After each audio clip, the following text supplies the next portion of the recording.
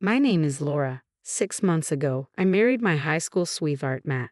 We've known each other since childhood, so I've always been close to his family, which made the wedding process incredibly smooth. We share many mutual friends, turning our wedding into a joyous celebration filled with well-wishers. I promised to stand by Matt for the rest of our lives. A few months after we got married, I discovered I was pregnant. I was over the moon, and the blessings kept coming. Matt's mom was incredibly supportive, helping us out almost every day. Since we got married, we've been living with Matt's parents. As an only child, Matt was raised with a lot of love and care, so living with his parents after our wedding felt like the natural choice. I had no qualms about it and agreed immediately. From the day after our wedding, I enjoyed doing household chores with my mother-in-law, and we would chat about all sorts of things. When I announced my pregnancy, she cried tears of joy, celebrating as if it were her own good news. Whenever I tried to do anything around the house, she'd say, "Don't worry, Laura, I've got this," and take over. I'd reassure her, "I'm feeling fine today, really," but she'd insist, "You have to think of the baby first. Rest up," and stop me from doing anything. While I appreciated her concern, it reached a point where I was bored out of my mind. I had been working part-time, but I quit my job as soon as I found out I was pregnant, on the advice of both my mother-in-law and Matt. With nothing to do at home, I was going stir-crazy. I feel like moving around a bit. Can I go shopping? Need anything?" I'd ask, hoping for some freedom. But she'd firmly respond, "Absolutely not. You're not even in your second trimester yet. You need to rest," and wouldn't let me leave the house. I understood her concern, but it felt suffocating. She had a miscarriage before having Matt because she continued working, so she was worried I'd face the same fate. "If you're not careful, you'll end up in the hospital like I did," she warned me. Not wanting to create tension, I decided to take it easy until my second trimester. Once I reached that milestone, she started allowing me short walks. Matt and I would go out on his days off, buying snacks from a local store and having little picnics. Sometimes I'd go for a walk with my mother-in-law while shopping.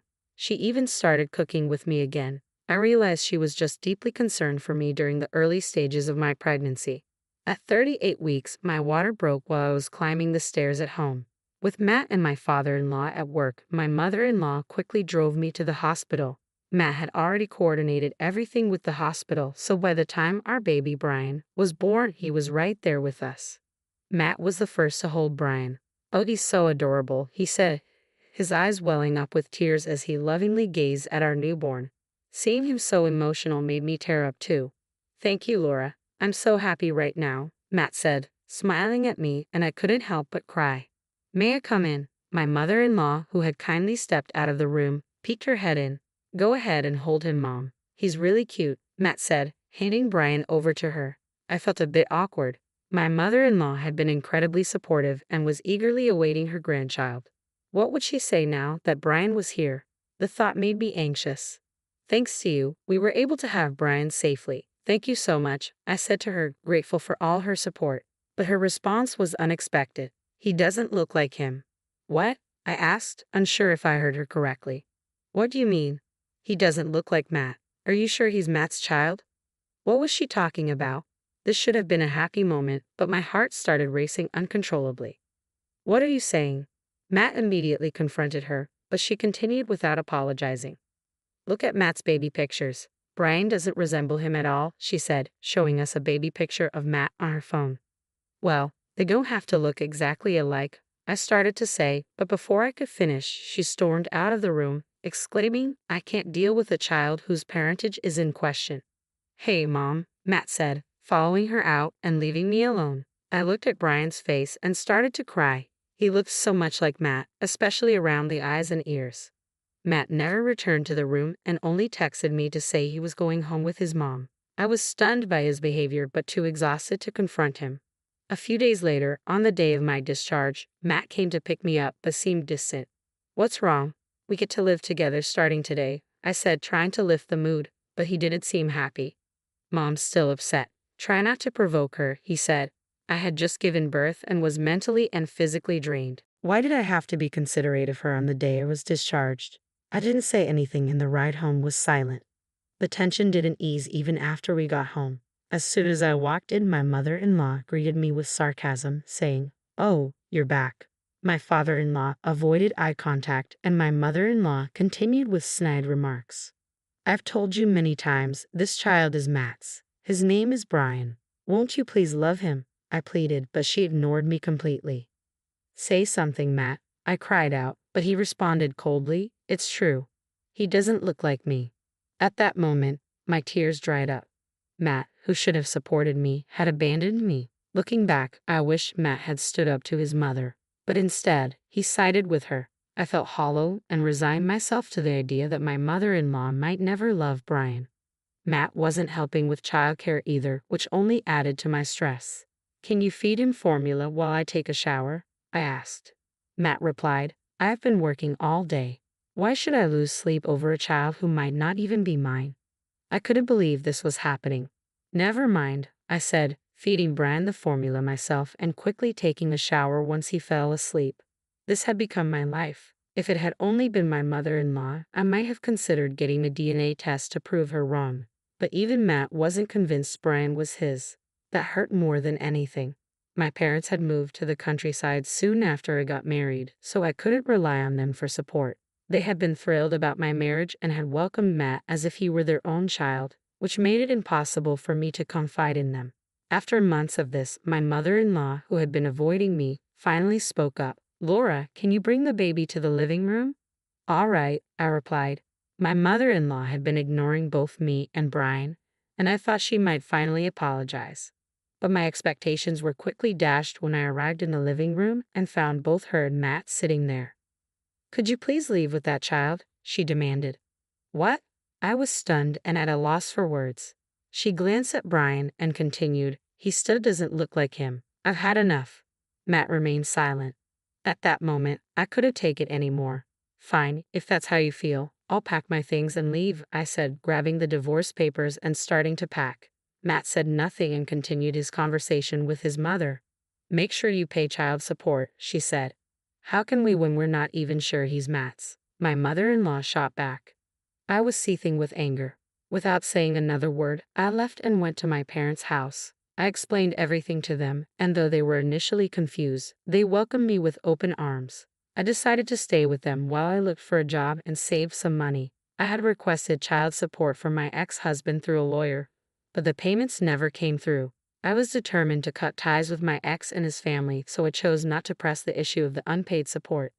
Years passed, and Brian was about 6 years old when I received a call from a local friend who also knew Matt, informing me that Matt had died in a car accident. Although I heard about it soon after it happened, I chose not to get involved. Brian was in a busy, active phase, and we didn't attend the funeral. A month later, while catching up with local friends and returning to my hometown for the first time in years, I decided to buy a gift before heading to my friend's house. So Ryan and I went to a department store we used to visit as a family. Laura, I turned around to see my mother-in-law, whom I hadn't seen in years. I stood there, stunned, as she quickly approached us and said, You're Brian, right? And began talking to him. Brian, I'm your grandma. You really look just like Matt, she said. I couldn't tolerate hearing that. Enough is enough. Because of you. Wait, I started, but she cut me off. Don't be so angry. I've wanted to see you for so long. Feeling my frustration rising, I said, Excuse us, and pulled Brian away, leaving the scene. Was that Grandma? Brian asked. I had kept his grandmother's identity a secret until now, but Brian, now in elementary school, was genuinely curious and kept asking, Is it Grandma supposed to be your mom? Who was that lady? I couldn't avoid it any longer, so I explained it to him in simple terms. When we got home, Brian looked up at me and said, Mama, you've been through a lot, huh? As he patted my head. His kindness made tears well up in my eyes. I felt deeply grateful for having him in my life. A month later, my mother-in-law showed up at the apartment where Brian and I were living. How did you find us? I asked, surprised. She replied, I asked around through Matt and our mutual friends. I finally tracked you down and pushed her way inside. Please leave, I said firmly. She responded, Matt died in an accident, and my husband passed away from illness. You two are all the family I have left. Brian came out of the next room, likely drawn by my mother-in-law's loud voice. Spotting him, she said, Brian, why don't you come live with Grandma? I have a bigger house and can give you lots of delicious food. Stop it, I said as my mother-in-law pulled out a thick envelope. It contains $50,000 for child support. You two are all the family I have left, so please come live with me, she said, pushing the envelope toward me. Then she turned to Brian with a smile and said, Brian, Grandma wants you to come live with her. I'll buy you anything you want, okay? In that moment, I felt overwhelmed and on the verge of tears.